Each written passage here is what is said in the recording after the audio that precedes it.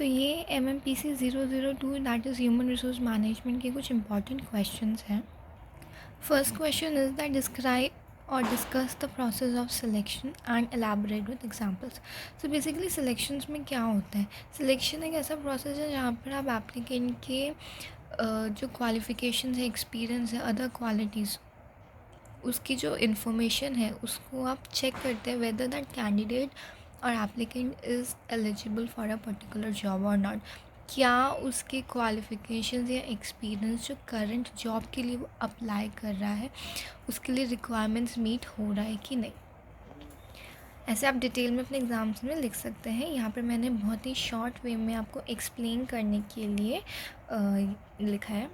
Selection process में क्या होगा कि या तो बच्चा अगर कैंडिडेट एलिजिबल है तो वो फर्दर प्रोसेस के लिए जाएगा, and if he is not eligible then he will be rejected. आप ऐसा टेबल बना सकते हैं so that it will look little attractive for the invigilator. Selection में बेसिकली 2 स्टेप्स आ गए आपके. एक है इनिशियल स्क्रीनिंग और प्रीलिमिनरी इंटरव्यू. इसमें क्या होता है कि आप रेलेवेंट इन्फॉर्मेशन प्रोवाइड करते हो कैंडिडेट को. आप उसे बताते हो कि क्या नेचर है जॉब का and all the details about the job. उसके स्किल्स आप देखते हैं whether it is matching the required job और not, and what are the salary expectations and everything.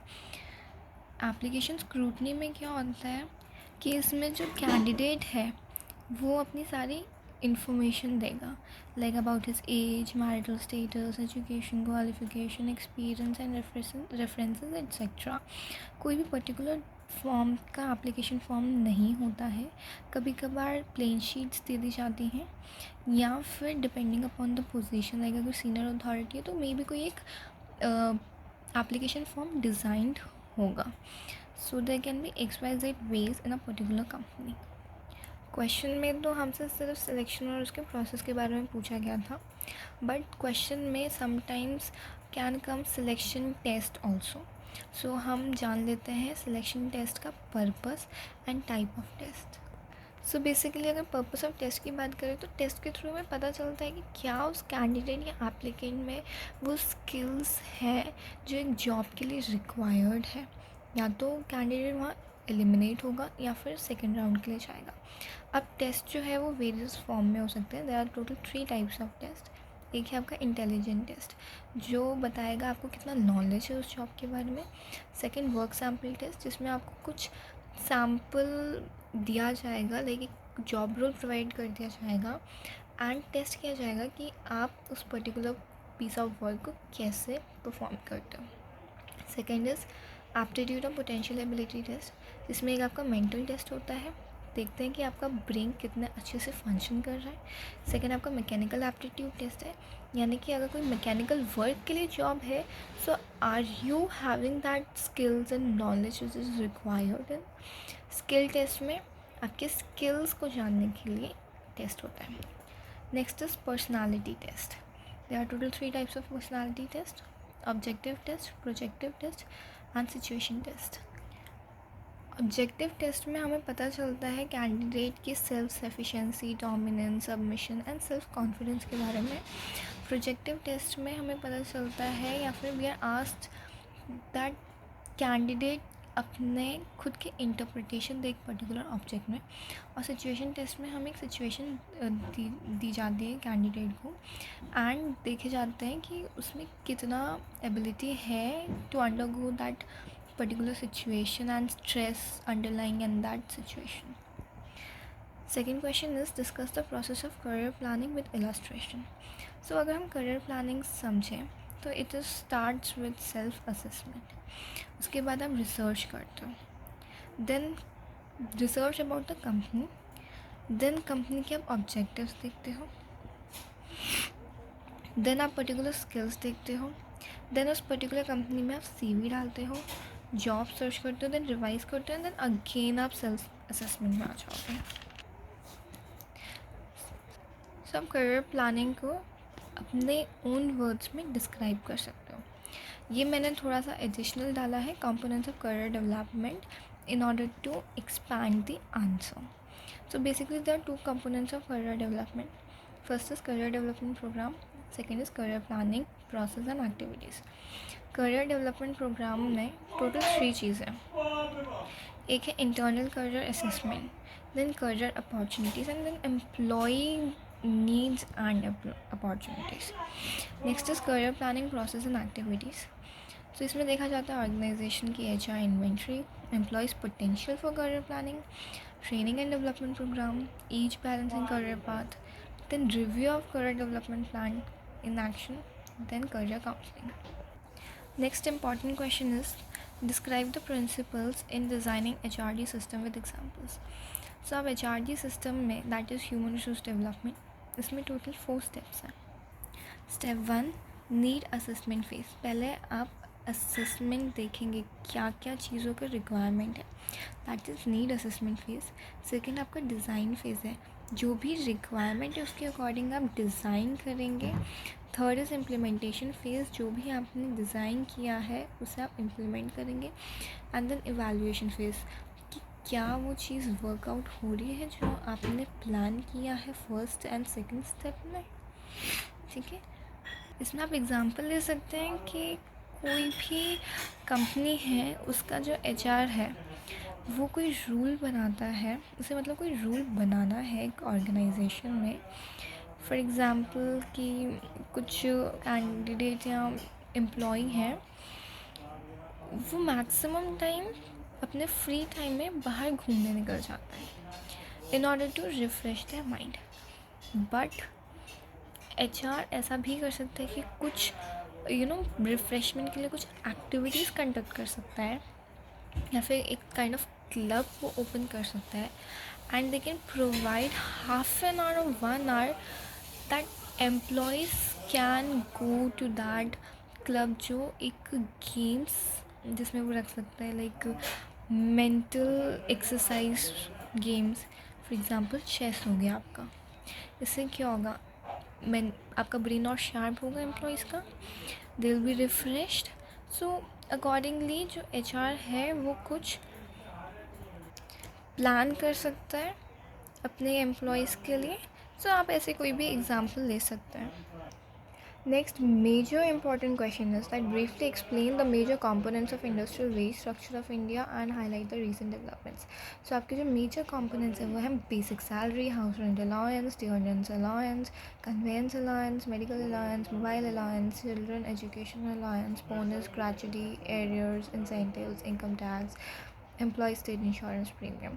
There are many more components, but ये वो मैंने लिखे हैं जो आपको इजी होगा रिमेंबर करने में. ओके, जो लोग जॉब कर रहे हैं ना उन्हें पता होगा, क्योंकि डेली लाइफ में वो इन टर्म्स का यूज़ करते हैं.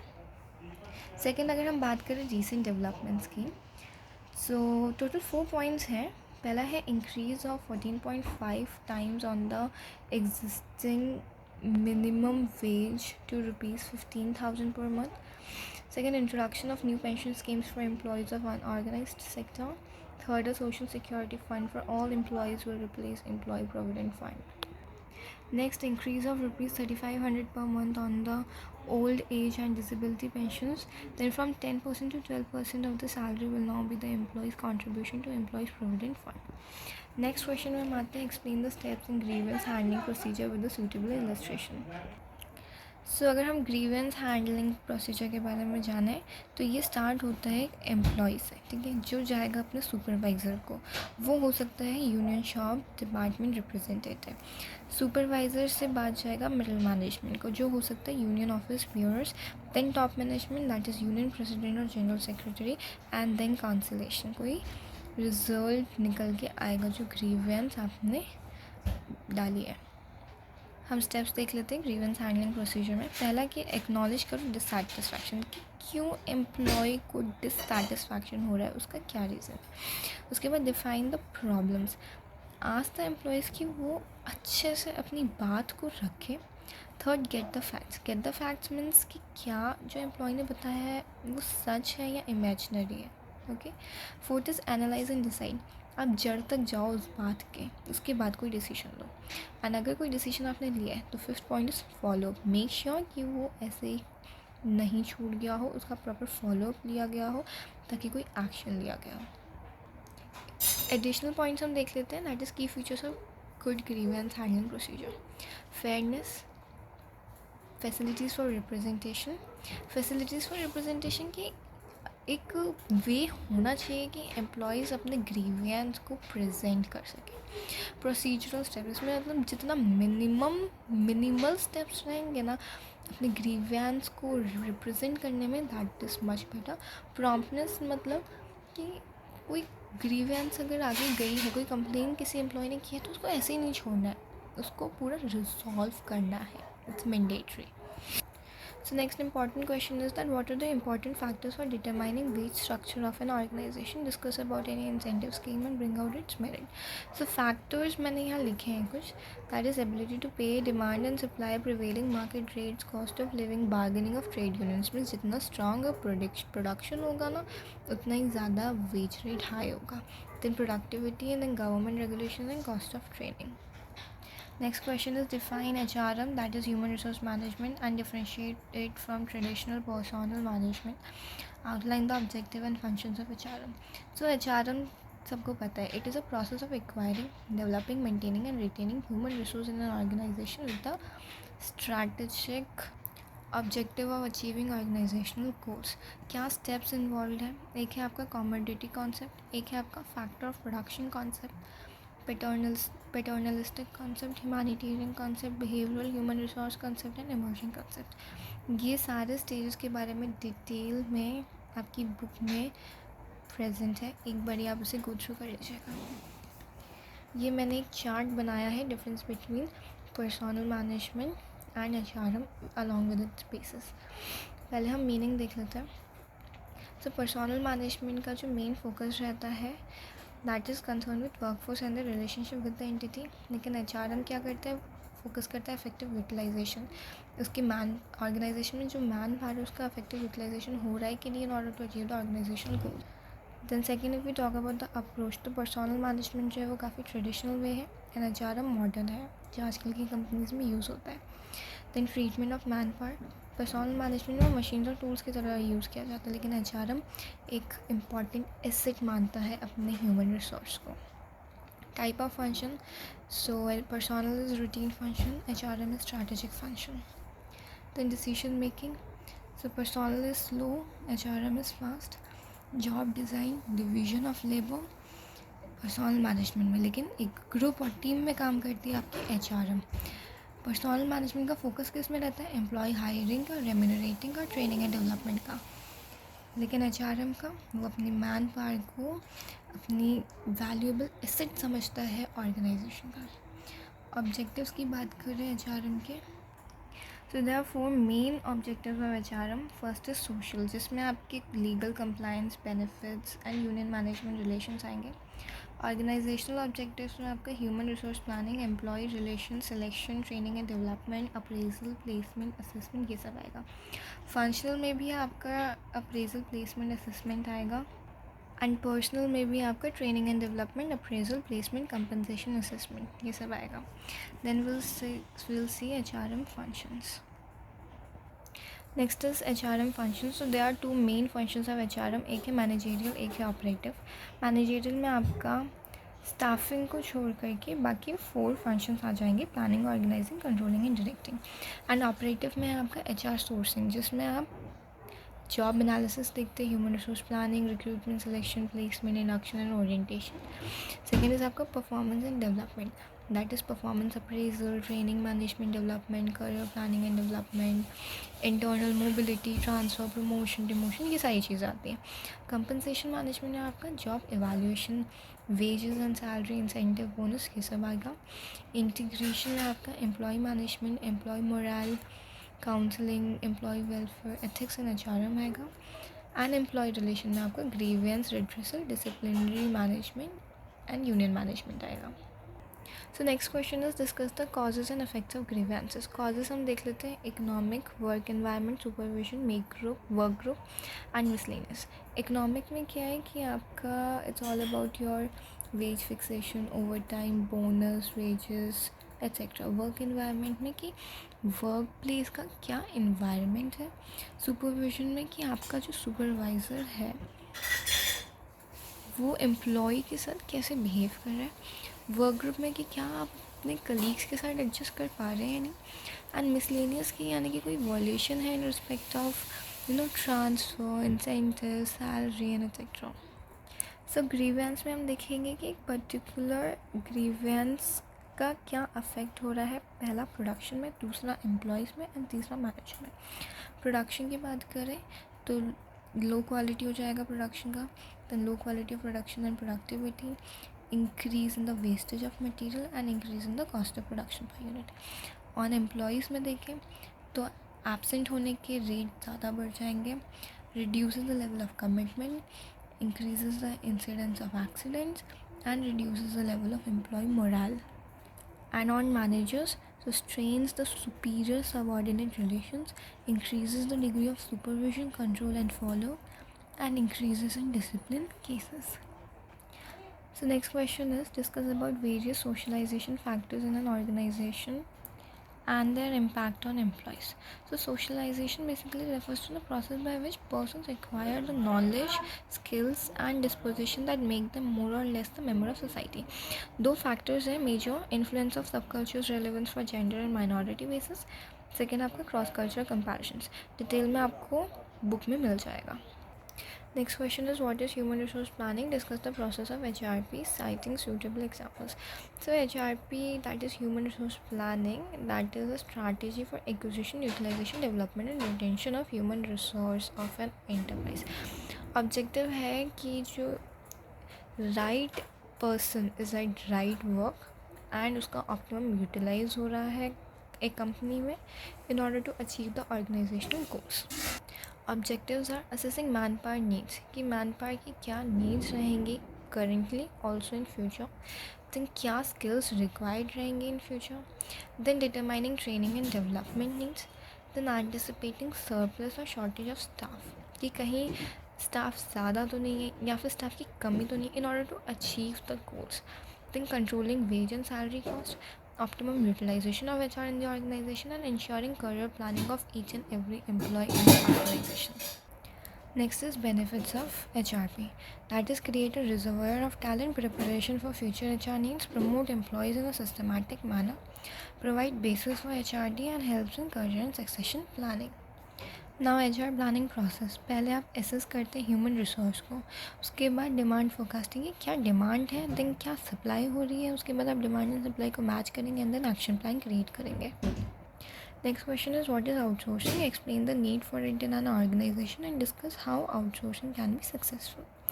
सो बेसिकली आउटसोर्सिंग मतलब कि कोई आप थर्ड पार्टी के थ्रू एक ऑर्गेनाइजेशन में कोई वेरियस या स्पेसिफिक बिजनेस ऑपरेशन को कैरी आउट कर रहे हैं. चैलेंजेस जो इसमें होते हैं वो ये हैं कि कौन सा फंक्शन आउटसोर्स करना चाहिए, किसको करना चाहिए, वो फंक्शन जो है कितनी देर के लिए आउटसोर्स हो सकेगा, एंड क्या रिलेशनशिप है आपकी आउटसोर्स्ड कंपनी के साथ, एंड कैसे आप उनसे मैनेज कर सकते हैं कि फंक्शंस जो हैं वो इफ़ेक्टिवली हो जाए. अब आउटसोर्सिंग के साथ अगर बेनिफिट्स आ रहे हैं तो चैलेंजेस भी आ रहे हैं. बेनिफिट क्या है कि कॉस्ट रिड्यूस हो रहा है, लेकिन वो तब रिड्यूस होगा ना जब आपको पता रहेगा कि कौन सा फंक्शन आउटसोर्स किया है जिसकी वजह से कॉस्ट रिड्यूस हो रहा है. सेकंड, इंक्रीज़ हो जाती है efficiency and speed of response, लेकिन वो तब होगा ना अगर ऑर्गेनाइजेशन के पास प्रॉपर नॉलेज है तो ही हो सकता है. अगर नॉलेज नहीं है तो लॉस भी हो सकता है एंड एफिशिएंसी डिक्रीज भी हो जाएगा. Then factors to make outsourcing successful: cost savings, pricing, resources and technology, ability to meet deadlines, minimal supervision and communication. In factors का आपको ध्यान रखना पड़ेगा in order to make outsourcing successful. Next question है describe the objectives and benefits of performance appraisal. Briefly discuss the errors that occur in having an objective evaluation and give suggestions as to how they can be minimized. So performance appraisal is a systematic and objective way of judging the relative worth of ability of an employee in performing his task. कि जो task employ को दिया गया है वो कितने अच्छे से उसे परफॉर्म कर रहा है वो जज किया जाता है अप्रेजल के टाइम पर. सो बेसिकली परफॉर्मेंस अप्रेजल के ऑब्जेक्टिव्स क्या है? To review past performance, to assess training needs, to help develop individuals, to audit the skills within an organization, to set targets for future performance, to identify potential for promotion. Performance appraisal process.